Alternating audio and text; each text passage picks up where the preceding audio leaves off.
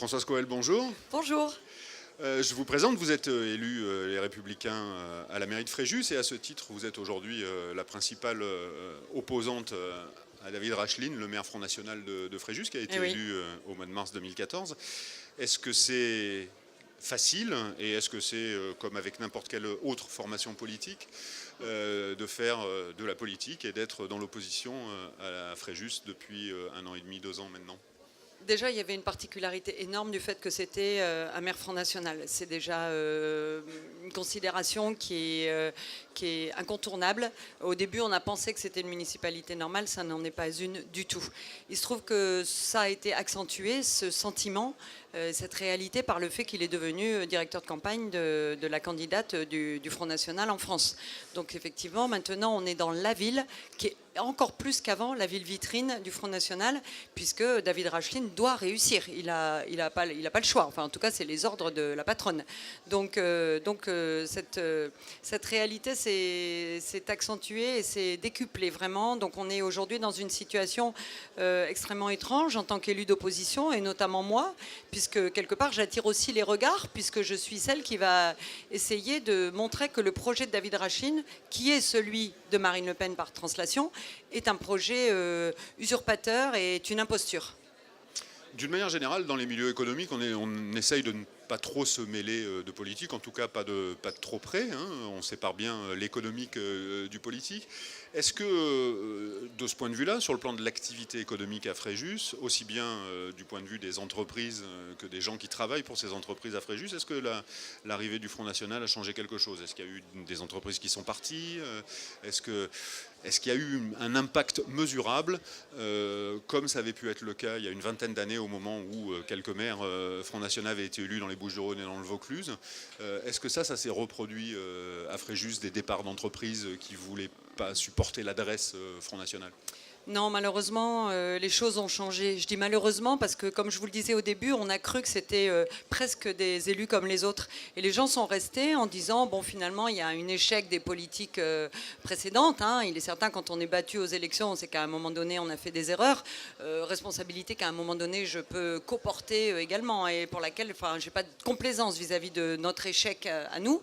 Mais du coup, les entreprises ont dit, bah voilà, les autres n'ont pas vraiment bien réussi, c'est la crise.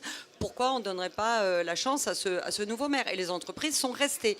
Et plus que de rester, elles ont collaboré avec ce sens un petit peu particulier de ce mot. Mais moi, il me semble qu'il y a un certain nombre d'entreprises qui ont joué le jeu en se disant on va continuer à être des acteurs du territoire au service aussi de la réussite du Front National. Alors, ils ne le savaient pas, ça c'est moi qui le dis, mais moi je l'ai vécu comme ça. C'est-à-dire qu'à un moment donné, quand les entreprises, par souci d'être des acteurs économiques, de créer de l'emploi, d'aménager le territoire, etc., se sont fait blouser et ont été utilisés, instrumentalisés pour la réussite de David Racheline.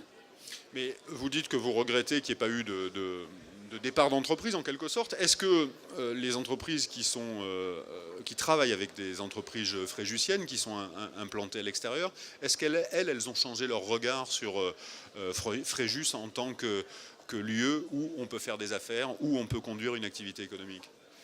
Non, j'ai pas l'impression, parce qu'effectivement, il y a quand même, les choses sont en train de changer là. C'est-à-dire qu'il y a les 2 premières années de mandat, et puis il y a quelque chose de nouveau qui vient de se produire. Plusieurs choses. Donc, effectivement, il est directeur de campagne de Marine Le Pen. Donc aujourd'hui, on ne peut pas nier que c'est un politicien. Parce qu'au début, il disait « mais je ne fais pas de politique, c'est ma ville qui m'intéresse, etc. etc. » Donc maintenant, les choses sont dites. Il est dans une action nationale pour la victoire du Front National, pour la victoire de Marine Le Pen. Et par ailleurs, il y a une radicalisation un petit peu de la politique FN, vraiment, sur la ville.